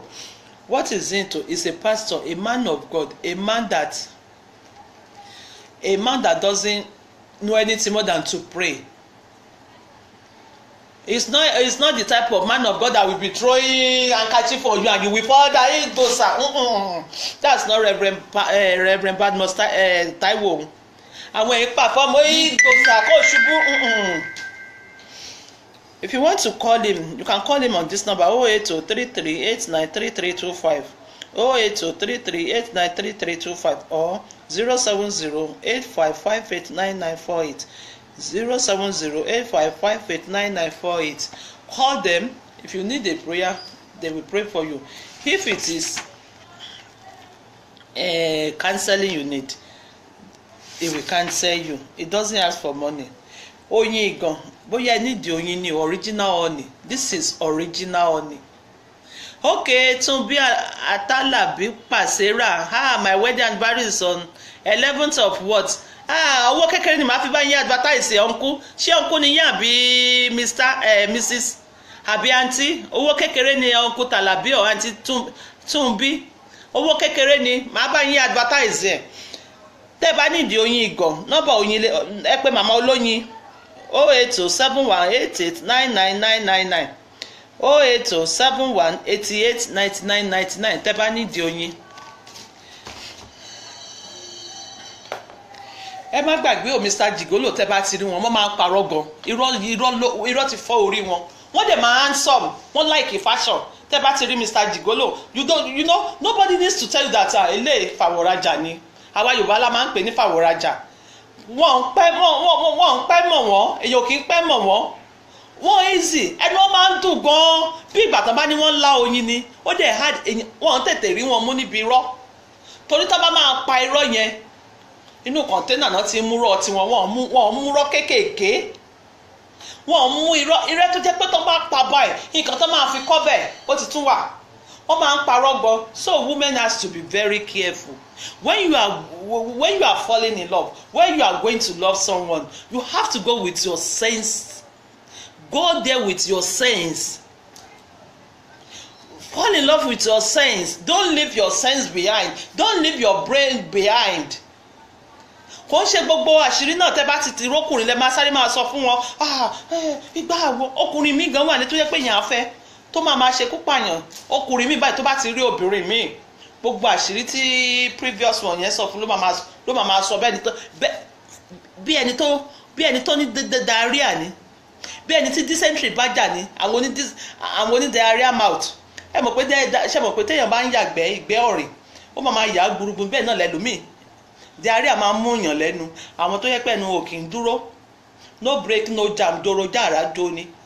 kò sí nǹkan tán lè sọ wọ́n wá dáyẹ̀yẹ obìnrin náà ní tó bá dọ́dọ̀ àwọn ẹgbẹ́ àmà ní wo ọmọ mágà kan ti ó ṣe ló ń san ṣú mi lọ́wọ́lọ́wọ́ ó ti gbàgbé ìyá tiẹ̀ náà pé mágà ni ìyá tiẹ̀ tó wà nílé ó ti gbàgbé ìyá tó bí òun gan mágà ni nígbà tó bá ń pe obìnrin I love you too, I love you too, I love you too.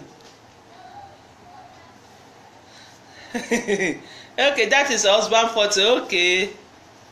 Okay, kò sí wàhálà. So okay, obìnrin ni yín àti tún yeah, just call me. Then màá bá yín gbé lárugẹ lórí Facebook ń bí báyìí. Ẹ mọ̀ pé you know when you advertise a product on my show it is being watched globally ni universe ni ibi tí mi ò tí dé Dublin rí báyìí mi ò kọjá London láyé mi àti Fọláṣadé wọ́n ní Dublin làwọn wà àwọn ará Amẹ́ríkà ń wò mí àwọn ará Warri ń wò mí àwọn ará Ghana ń wò mí kò síbi tán tí ń wò mí bí tí mi ti dé prógrámù mi ti débẹ̀ so ẹ jẹ́ kí n bá yín polówó ẹ̀ lówó kékeré ni ìpolówó làgùn mo wò bóyá ẹ̀ ń ta nǹkan nú lé ní o kò síṣẹ́ tí ò ṣe rí Ọlọ́run kó fèrè síṣẹ́ èèyàn ni ṣe láwọn tó wá di ńlá lé ní ẹ̀ mọ́ má tó ní ovation yẹn ni ṣe mọ̀ pé ó ta búrẹ́dì rí ìgbà tó mèkè owó ní ovation ó yá dọ́ǹpù ẹ̀ fáwọn tó kù bẹ̀tẹ̀ ló kọ́kọ́ ń ṣe kinní yẹn tó ń ṣe magazine àgbẹ̀ táwọn èèyàn bá lọ pátí tá ya fọ́tò wọn tó bá pákéjì ní gbogbo nǹkan bá dé àti Yétúndé UK làwọn wà wọ́n gbọ́ mi àti rí wọn rí àti Adé-Ìfẹ́ náà UK làwọn wà Mr. Ọmọbọ́lá mi mọ̀ ok Egypt làwọn wà nílùú Pharaoh ibẹ̀ làǹtí Ọmọbọ́lá Mustapha yẹn wà nílùú Pharaoh àrí Pharaoh kà lórí nínú Bíbélì wọ́n mi dẹ̀ tí rí wọn rí so ẹ jẹ́ Ìbàdàn ní tí mi wà nílùú Olúyọ̀lé ẹ gbé ọjà yín wá kí n bá yín polówó ẹ tí mi gbé ọjà ẹ wá ẹni bá fẹ́ ṣe website please contact me Oníyìídé Princess Blessing from UK yeah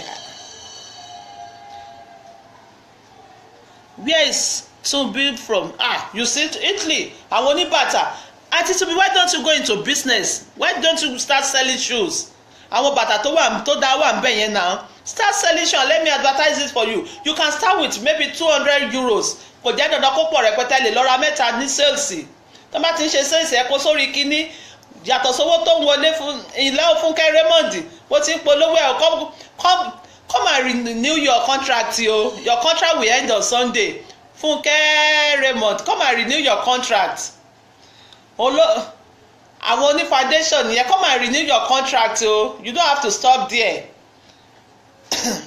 Aisha mi ó ṣàǹtí ni wọ́n fowó ṣe mí ni mo fẹ́ contest ni mo ní ìdòwò tí màá fi contest lẹ́kìtì àbí kò yẹ kí mo lọ sí house o I'm serious a lè gbọ́n rè kí n ràn nínú kan náà ok àǹtí èyí mo fẹ́ Adéwùmí from Dallas you see now people are watching my program all over the world that is why you need to partner with me that is why you have to bring your advert to Omoga House of Communication díẹ̀díẹ̀ ni ẹ̀rí ńgbà tó bá yá prógrámù yìí adìkan táwa náà ní TV house or radio station àwọn Linda Ìkejì yẹn ibìkan náà ti bẹ̀rẹ̀ so don't just sit at home doing nothing gossiping about people look for something doing there are so many things you can do ó lè má tí kọ́kọ́ yọ owó but later ó máa yọ owó with prayer and hard working everybody with this our time dádì mi ẹ kúrò lẹ́sà ṣẹ́rìnsìn dádì mi láti Amẹ́ríkà nìyẹn o àwọn náà wò mí wọ́n máa ń wo program wọn tí ì rí mi rí so báwọn ṣe ń wò lamẹ́ríkà bẹ́ẹ̀ yẹn tán bá ń play ọ̀rẹ́ wọn míì tún lè rí àtàlọ́mọ ilé tó ń rojọ́ yìí ń bo náà ti rọmọ yìí ọmọ tó dúdú bí ẹgbẹ́ yìí ọmọ tó ga báyìí ó dà jẹ́ kí n pè kó wá ṣe show fún wa ó kẹ̀ jẹ́ kí n gbé product mi lọ sọ́dọ̀ ẹ̀. bẹ́ẹ̀ ni owó ni kẹ̀kẹ́ ìrere ẹ gbé ọjà yín wá let me know what you are into then I will advertise it to the world wọ́n sọ bá ti ń jalè ẹ gbé ọjà yín wá ká bá yín polówó ẹ̀ bó jẹ́ ọ̀dà school lẹ̀ ni o bó jẹ́ foundation ni o bó jẹ́ church ni o ẹ ṣàrí pé àwọn ní church àti oní foundation àti TDD ìpolówó làgùn mọ́ owó yẹn lè lọ fi jẹ pizza lásán tẹ́ máa yàgbé ẹ̀ dànù pizza lásán. Please don't forget about African British Diaspora Returnees Organization. What are they into? That's another NGO. I'm their country manager here in Nigeria. They want people that are overstayed, that they have papers in abroad, that they have made money, and they were thinking that there is nothing good in Nigeria. What are they going back to do in Nigeria? Oh, that country that there is no light, there is no road, there is no water. No. If you have your money, you can come back and settle down in Nigeria. No place like home. Ọlọ́run ṣe rí bẹ́ẹ̀ ṣe ń wò mí yìí kò wù mí travel mọ́ ká ní pé mo ní owó gidi lọ́wọ́ ni tí mò ń gbàdúrà pé kọ́lọ́run ṣe owó fún mi wàhálà ìlú òyìnbó ti sún mi to be candid. To be honest with you, wàhálà ìlú òyìnbó ti sún mi ṣé kéèyàn kàn jí inú òtútù yẹn nígbà tó ṣì yẹ kéèyàn máa sùn àwọn òtútù burúkú tó máa mú yàn àwọn òtútù mú. Wọ́n dẹ̀ tún sọ pé àwọn òtútù yẹn ló ní pele ní pele ní àwọn ará Amẹ́ríkà ní tẹ́ bá tó dé ọ̀dọ̀ àwọn pé èèyàn tún bá òfin wọn pé òtútù bẹ́ẹ̀ ó tún ju ti UK lọ. Ẹ gbọ́ kó lóun kó ṣòwò fún èèyàn ni gbogbo ẹ̀yin tẹ́ wàá ń lo òyìnbó lágbára Ọlọ́run máa kéré òkú wálé ẹ̀ ní gbé sájò lágbára ẹ̀dùn rẹ̀ ẹ̀ ní gbé sájò ẹ̀rí bá jíṣẹ́ ẹ̀rọ náà gbégbà. Àti Adéníkẹ́ pé Èkìtì State Governorship 2019. Inshallah ọkọ̀ tí bá mi wá House of Rep. Ẹ ti ẹ̀dùn náà ṣóbìnrin ò kì í ṣe iṣẹ́ àmà ni mi ì máa rí local government kankan lóbìnrin ẹ̀ jẹ́ àmàrógó Nàìjíríà ibo náà fi àwa obìnrin sí ibo lẹ fi àwa obìnrin sí.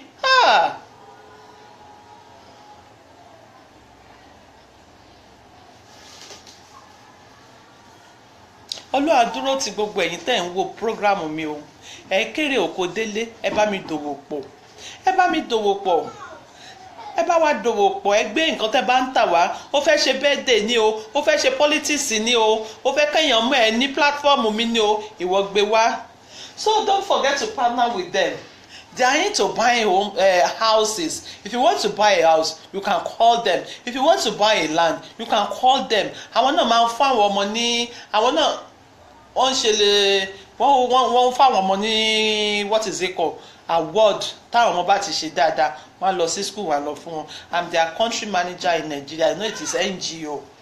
The owner of the NGO lives in England. So don't forget. There is so many things you can do back home if you have your money. What I know is that without money you cannot stay in Nigeria, especially if you have been too long in abroad. If you have overstayed in abroad, without money you cannot stay in Nigeria. I won't deceive you. But there is no place like home. Home is sweet. Home is sweet o. Ṣé wàhálà kí n kúrò ní Micham mo fẹ́ sọ kí n sáré lọ bàtà sí fún 2 hours from 3:30 to 5:30 ni màá ṣiṣẹ́ from 4:30 to 6:30 ni màá ṣiṣẹ́ yẹn o. Màá ti sáré lọ mú wákàtí méjì mi. Màá tún máa padà wálé. Ìgbà míì tí bá padà wálé máa sùn gbàgbé màá wá máa hang around màá máa ṣe window shopping. Àfikọ́ lọ ń ṣàánú èèyàn. Tí èèyàn bá ní ìwé nílùú òyìnbó tó ríṣẹ́ gidi onílùú òyìnbó dá. Tí ò bá níwèé kò bọ́ sí èèyàn ṣiṣẹ́ orí àpá àwọn iṣẹ́ kíṣẹ́ iṣẹ́ tẹ̀yìn ògbàdúrà lèèyàn máa ṣe. Tọ́lá ní Lizzy báwo ni jàre àbúrò mi tó dáa tó ẹlẹ́mọ̀mọ́ ìyẹn ló bá dé àti Yétúndé ó pọ̀ ní kí lorúkọ bíríìjì yìí London Bridge bàjẹ́ gbogbo àwọn ilé gogoro àwọn ilé iṣẹ́ ńláńlá yẹn ẹlẹ́mọ̀nì ni ó gbé òní ṣe kí ni tó bá ṣe bó ló ṣe fẹ́ survive. How do you want to survive? Kí lè evening job ńkọ́ oríṣi mẹ́ta mò ń ṣe náà kó lè tó náà ní síbẹ̀síbẹ̀ náà kí ni owó ilé £420 mò ń sọ ní yàrá kan £420. Ọlọ́run kó ṣàánú wa kó jẹ́ akéré òkú délé jàre kò easy. Ẹ má gbàgbé àti partner pẹ̀lú mi o ẹ má gbàgbé gbogbo àwọn ọ̀rọ̀ tá a ti sọ àwọn Mr. Jigolo wọ́n pọ̀ ń ta fàwọ̀rajà ni wọ́n akọ ló bá dé fashion yìí náà fi ṣe wọ́n àti oúnjẹ dẹ̀ bà wọ́n jẹ́ ṣẹ̀dẹ̀ mọ̀ pé oúnjẹ ṣìpù ní London bó ṣe máa wọ́n láìkì ẹ̀fọ́ bàjẹ́ wá níjọba bá mi sí ẹ̀fọ́ bẹ́ẹ̀ ni pé ìwọ ló kó bá wọn kó bá mi ṣe yán sí kó ṣe pando yam sí mi ilé ìlàmọ́là ló ń fẹ́ nígbà bá wá ń jẹ wáṣọ ọbọ̀ owó alákàn òrùka yẹn náà wà bí tèmi ṣe wà báyìí wáṣọ ọbọ̀ owó alákàn amani thank you ó tiẹ̀ mọ ó mọ ẹ̀fọ́ rò báyìí ó mọ yán ṣe báyìí ẹ máa ní ṣáàtì ti fọ́ọ̀sì wọn lọ́wọ́ ni mo fẹ́ wọn rí bẹ̀ tí mi fọ́ọ̀sì wọn lọ́wọ́ torí ìfẹ́ ìjà mi ń tèmi ìfẹ́ òkè ń jẹ èmi tó yẹn máa ra yẹ òfẹ́ ìfẹ́ òun jẹ mí bá tẹ̀ tí mo pé onírádàràdà tó níṣẹ́ lọ́wọ́ ni ẹ kó o pe nọ́mbà mi mà ní mo wà lẹ́bẹ̀ tí mi ìfẹ́ rí ẹ kò sí pé mò ń parọ́ mo wà lẹ́bẹ̀ tí mi ò fẹ́ rí ẹ kó a tún lè máa pariwo lé ọ lórí ìgbà tí mi tẹ̀ ní sílẹ̀kùn ìyẹn tún kọ́ àbí mi ò ní sílẹ̀kùn ni àti ìgbà sílẹ̀kùn gbọ́ bá dúró má dẹ̀ máa yọjú síbáyìí má ní mo wà lẹ́sẹ̀ ṣùgbọ́n mi ò fẹ́ rí ẹ lọ bá yàwó ẹ àwọn kan tún wà tó yẹ pé ìgbà táwọn pẹ̀lú ìyàwó wọn bá ti jà náà máa rántí nọ́mbà ẹ àwọn náà jìgólò ni wọn ìyàwó wọn ní filẹ̀ ìwọ náà wọ̀ ní jẹ́ kó rẹ́ èèyàn gidi so you people have to be very careful and the love designer of course ẹni tó jẹ́ fàwọ̀rajà ẹ mọ̀ pé ó máa like designer ó like designer perfume ara wọn kò ṣeé kó ni tó bá gbóòórùn ẹ̀ báyìí ó máa tún gbójú ẹ̀ pé àṣọkùnrin náà ló ń rìn báyìí ọlọ́run ó làwọn obìnrin ṣe máa ń fi ọkọ wọn lẹ̀ o tó bá ti fọ́ sí wọn lọ́wọ́ á ní I love that man ó máa ra mú mẹ́ òrí bàtà ẹ̀sà á máa fi ọkọ lé wọn á máa fi compare jìgólò tí ò rọ́mọ ní skul tí ò ní mọ́gẹ́jì tó ń san jìgólò tí ò nílé tó ń sùn ẹ máa fi ọkọ lé yín ẹ máa fi compare jìgólò ẹ mọ̀ pé tí yín ti bá yín tó bá rí lágbájá tó bá rí nǹkan tó ń wọ̀ tó bá rí bó ṣe ń náwó ṣé nǹkan tí jìgólò ń ṣe lọ́kọ tiẹ̀ ń ṣe ni ọkọ tiẹ̀ tó lọ́mọ tó nílé tó ń sanwó ẹ̀ tó ní mọ́gẹ́jì tó ń sanwó ọmọ skul tó lẹ́bí sí nàìjíríà tó ń san ó wá ń fi ọkọ gidi ọkọ aládìbárúkà tọ́lọ́run fún ẹ ó wá fi ń compare jìgólò àyàmì sọ́rí o so ẹ̀yin tẹ́ bá kó sọ́wọ́ jìgólò ẹ tètè já wọn dànù. I love you àti Ṣadé a máa sọ̀rọ̀ lẹ́yìn ìkíní jàre àtàtúrà wa lórí what is it called ó tọ́ ni mo ti fẹ́ rí mo dáadáa I don't want to see you anymore you lies a lot fóònù àṣẹ bá fẹ́ tọ́ nílé bá mi sanwó tó bó ti ẹ̀jẹ̀ £100 lóṣù wa máa ní kí n ṣe ọbẹ̀ mo wá sí lọ́dọ̀ wá ṣèbẹ̀ ní èmi ò ní ẹlẹ́mọ ni ẹni dáa fún ọ ayẹyẹ lábàjá tí wọn kò gbé sábẹ́ bí mo dún lọ́dún mẹ́ta bí mi ò ṣe kò ẹ bá mi ṣé mo pàwọ́ àti dọkùnrin mo ti di ọkùnrin torí tí n bá sọ kinní kan fún you people will not believe it but not now I won't say it not now I won't say you people will not believe what happened to me but ká ṣàdúpẹ́ lọ́wọ́ Ọlọ́run ẹ máa kọ́gbọ́n lára mi èmi náà máa kọ́gbọ́n lára yín torí ẹ̀ là lọ́lọ́run ṣe gbé ètò yìí kalẹ̀ èmi kọ́ ni mo gbé kalẹ̀ torí mi mọ̀ pé mo lè ṣe nǹkan tí mò ń ṣe yìí gan mi mọ̀ bẹ̀tẹ̀ Ọlọ́run létò fún oníkálukú. Thank you for being there for me. Don't forget to partner with me. I keep saying it. If you are in Nigeria, you want to order your uncommon noodles, go to my one and see the one I posted this morning. You will love it. 1,000 naira péré ni. Tó yẹ pé tó bá ti ra meat pie méjì ńbẹ̀ ní Tantalizer ọ̀bọ̀bọ̀ kí lorúkọ ẹ̀ Mr. Biggs lówó bá tán. Bó tún bá yín fi kóòkì a bottle of coke or a bottle of water sí o for 1,000 naira ṣé mo pé mo ṣe dáadáa mo kàn fi fàyín mọ́ra ní at the end of the gbogbo gain tó wà lórí ẹ̀ after that tí mo calculate maybe 750 ló parí gbogbo nǹkan tẹ̀ ń wò yẹn torí nǹkan tí wọ́n kéèyàn tó rí green peas gan kọ́ àti carrot ṣé mo pé Nàìjíríà gbogbo nǹkan wa ló wà seasonal kò dàbọ̀ abroad tó yẹ pé ẹ kàn lọ sí Asda ẹ mú carrot 1 pound ẹ mú green pepper ẹ mú gbogbo ẹ̀ it's not like that in Nigeria but I'm still trying. Ọjọ́ kan ìkan máa gbanú gbogbo nǹkan tá a bá ń ṣe òun ló tún dífá fún Adénìkẹ́ sọ̀rọ̀sọ̀rọ̀ tó tún ta Indomie bẹ́ẹ̀ ni kẹ́ tó fi mi ṣe yẹ̀yẹ́ mi gan fira mi ṣe yẹ̀yẹ́ ṣèbí owó yìí náà nígbà bóyá tí mo wá ní uncommon noodles center káàkiri uncommon noodles shop káàkiri ẹ máa wò pé ńgbà kan mà ní lady yìí máa rojọ́ lórí Facebook tó lóun ta Indomie ọjọ́ tá a ti ẹ̀kọ́ kọ́ rí ń ṣe la rẹ́rìn bó ṣe wà nìyẹn ẹ̀yin ẹ bẹ̀rẹ̀ níbì kan ìwọ náà tó jókòó sí ìlú òyìnbó tó jẹ́ pé owó bàbá ló ń gbà tó dẹ̀ fowó yẹn wọ́n fowó bàbá ṣe nǹkan rẹ̀ sit down and plan for your life time is going kò tẹ́ ẹ̀ ń ṣe bó ṣe ń deport àwọn èèyàn even though you got your papers ó mọlẹ̀ tó lè mọ lọ́la sit down and plan your life ó lè lọ nígbà tó bá ń ṣe sales má send ọjà ìsílẹ̀ wọn níbẹ̀ ta ọ bọ́bẹ̀ tẹ̀ they will not give you the money you can put you can display your business online. This is what you are selling. Call me. I will help you advertise your business. Tó bá ní £200 àbí o ní €200 tó dẹ̀ mọ̀ pé owó bàbá ló ń gbà try kó fi ṣe nǹkan kan má máa fi order ṣá oúnjẹ ti bá tẹlòmíì jẹ́ oúnjẹ ló wá sí ìlú òyìnbó wá jẹ́ oúnjẹ yìí ṣá náà ni bẹ́ẹ̀ ni tán kó bá wọn gbà tí tẹ̀ ń ṣe ibi ló lé yín wá látọ̀run. wọ́n bá dẹ̀ ti gbà tán báyìí wọ́n bá ti gbowó bàbá yẹn wọ́n pan shop náà lọ náà bá ra kóòkì rẹpẹtẹ náà bá ra cornflakes náà bá ra tíṣù ńgbà bá máa ti trọlí wàá rò pé nǹkan gidi náà ló kó síbẹ̀ báwọn òyìnbó yẹn ṣe máa ń kó àwọn òyìnbó tán gbowó bàbá yẹn máa ń wọ̀ bá ní ìmọ̀ báyìí ìjọba yín máa dá o tó bó ṣe wà nìyẹn ètò wa tún dọjọ́ Friday lágbára Ọlọ́run ẹ má gbàgbé gbogbo àwọn nǹkan tá a bára wọn sọ nípa ọ̀rọ̀